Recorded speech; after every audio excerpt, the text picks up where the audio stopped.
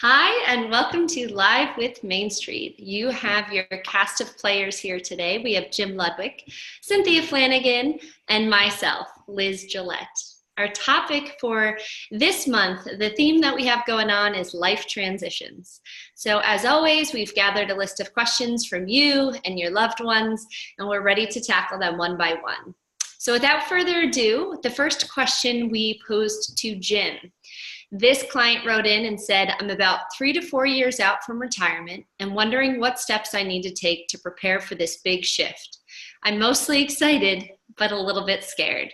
Take it away, Jim. Well, thank you, Liz, and good morning or good afternoon, everyone. It's a great question that we frequently get. So over time, I've developed a little spreadsheet that I like to share with our viewers. So I'm going to go to share your desktop, and here we have, you can see the color at the bottom and the topics along the side, because a lot of elements are in play when people start to think about retirement and it gets to that 2 or 3 year mark. One of the things that we always encourage people to do is have enough cash or CDs or money markets in bucket 1 so they don't have to sell anything in a down market. And it becomes even more important as you near retirement, because people start to focus on where am I going to take the money from when that paycheck stops. So we list a number of things on the left-hand side. I hope our viewers can see it. I can make it a little bit bigger here so they can see the topics. We're going to talk about withdrawals from the standpoint of bucket 1. We're going to talk about withdrawal plan in itself, and usually that's a 2 to 3 year plan that we finalize maybe 6 months before people retire. We're going to talk about health insurance. We're going to focus on their benefits. Some people have healthcare benefits from their employer in retirement, and many don't. So we have to focus and be very specific based on their benefits. We're going to talk about asset allocation for investments, housing decisions. Many people downsize at this point in time, either right before they retire, during that first year of retirement, or maybe just later on. So there's a lot of housing decisions and moving decisions that people have to make. And the favorite topic of everybody, if they can do it, is travel in retirement and planning ahead for that. And for those people that maybe can travel right away or only can travel episodically, working in retirement and Social Security are big topics we focus on. So I'm going to make it a little bit smaller now and say that we start and focus on these topics starting at year 3 and every year for a couple of years. And then we go on a 6-month, 3-month, 45 days, and finally, bingo, we have retirement. So I'm not going to go over the details, but if our viewers would like to have a copy of my current version of the retirement countdown chart, I'll be glad to hand it to them. And they can and we can make sure we cover all the bases as they get closer to retirement. How's that for an answer to the question? It's like they teed you up for that one. Whoever wrote in, thank you. And for those of you that didn't write in, but this is a concern, send us an email and we'll send this out to you. Thank you, Jim. You're so thorough with your answers. And that's a really valuable chart. I know I present it to a lot of my clients. So take him up on his offer. Okay, I'm going to tackle the next question. Susan wrote in, my son graduated from college last year. We're trying to increase his independence, particularly from a financial standpoint. Where do we start? Well, Susan, you're not alone. This is a question we get all the time. I actually recently wrote an article on this from the point of view of talking to the student and trying to get them off to stand on their 2 feet and to become a financial adult, should you say. So here are some thoughts that I have for you. The first one is, what level of dependence does your son have on you right now? right? Is he living in your home and not paying any of his own bills? Is he quasi shifted to living on his own, but still living off of a good amount of your family's income? Or maybe is he at the final stages where he's covering a lot of his own expenses and taking these steps, but still leaning on you to pay for the extras? I think the more I know about your situation, the more I'd be able to give you a specific answer, but I want to kind of pose a few other questions to you. The first one is, where is he at when it comes to understanding budgeting and spending and saving, right? Does he have a financial education?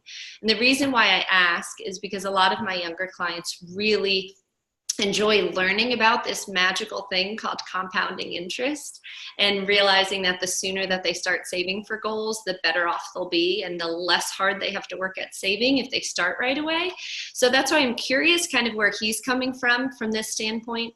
Is he utilizing credit cards to pay for things and not recognizing that he's spending above his means? Does he have other debt, other maybe student loans? Does he recognize the details and the differences amongst those loans and what his payoff options are? Is that something that he could shift and lower his payment or increase his payment, when he does get off and he's kind of standing on his own 2 feet? So these are some of the thoughts that came to mind for me. Another one I would say is, does he have particular savings goals in mind? Because those tend to light a fire under us, under all of us. So if he has something that he's saving for or working towards, that's something that you can talk to him about. Maybe get to a point where you're helping supplement, okay, if you save this much, I'll, double your savings, because that gets you to your end goal a little bit sooner. The other thing is, what about taking the lead? Is he the lead on your banking account or his banking account? Do you still have it linked? Are you easily transferring money in between? Does he have his own logins and passwords? Is he actually checking and reading his bills? Another one is the family plan. I know there's a lot of benefit to being on the same cell phone plan or the insurance plan, but that's a real important step in getting a young adult to stand on their own 2 feet, and just to say, okay, do you know how to negotiate, with these companies? Do you know how to negotiate down a lower rate? Do you know how to kind of pay for these bills by yourself? So that tends to be the last cord that's cut, but it's one worth considering for sure. And then my last question that I had is, really think about what you're covering. If you're at the point where you're only covering for your son to kind of take his life from everything he needs to all those extras, what you're trying to do is you're trying to get him to a point where he learns to live below his means. And so if maybe he's covering all the base items and you're really proud of him, but you want him to realize either those items get cut out or you find a way to make it work, right? You fix your budget, you increase your income, because I've seen that with a lot of my clients where they say, well, they're practically launched. It's just that I'm paying for these, kind of glitz and glam item, a concert here or grocery delivery there. And I feel like it's stunting the growth, of the young adult and being able to do this on their own. And I said that was my last point, but this is my last point, is think about it. Do you have other children? Do you have anyone else that you're supporting? Because sometimes there's a mixed message that can be sent. If your son is thinking, I either have an older sibling or a younger sibling, I know mom and dad are helping them out this much, therefore I think it's reasonable to expect this type of support from them.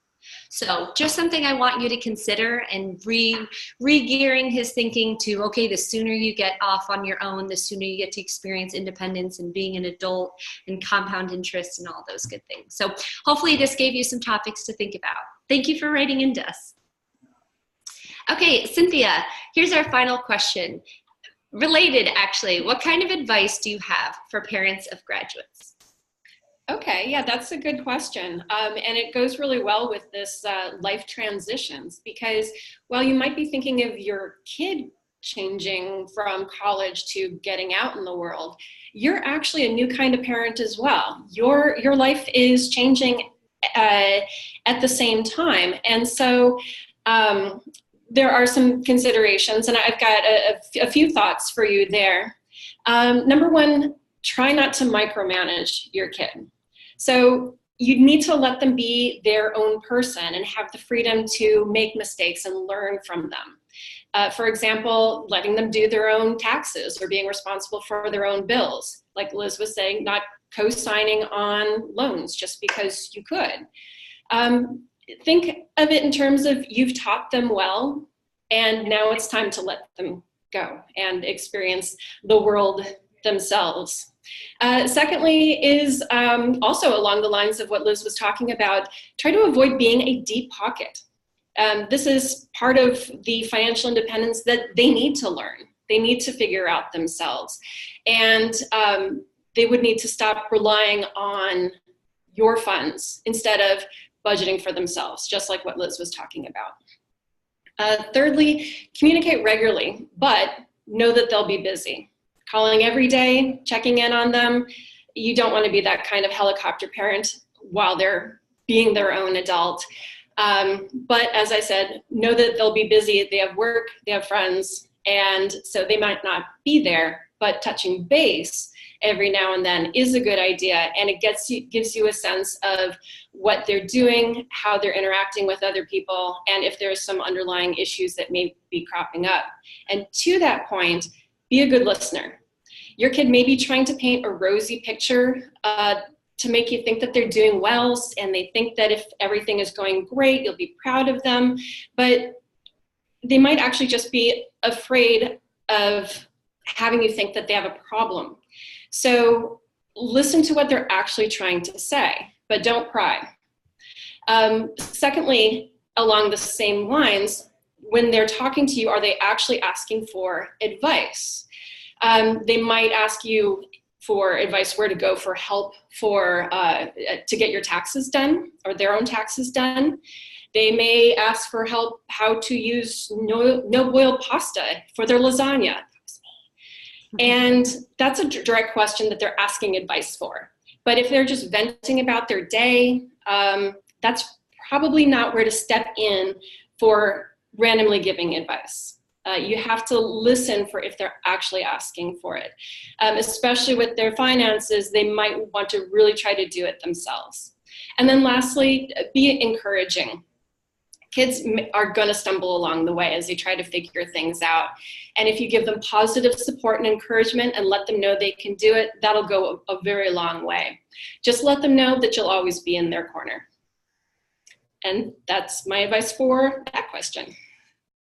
That was awesome, Cynthia. Thanks. It's so funny. We divvy out these questions, and it turns out we asked the right person that one because you stated that so eloquently. And I was thinking of it both from the standpoint of the parent and of the child. So that was really insightful. As you guys know, what we do here at Main Street, we help people with financial planning and we help them change their habits. But really, we want to help you live this really full, cultivated life, you know, that's making you feel well balanced and like your time and your energy and your money is going to the things that matter most. So I love when clients write in and ask us those questions and let us put on our little therapist hat. So great job, Cynthia. Well, thank you for joining us today, guys. That's all that we have for you. We hope that you continue to write in and ask us questions. We'll be covering the May session, probably the second or the first Friday in May. So if you have questions, feel free to get them in early and we'll be sure to cover them in our next session. So thank you for joining us. Bye.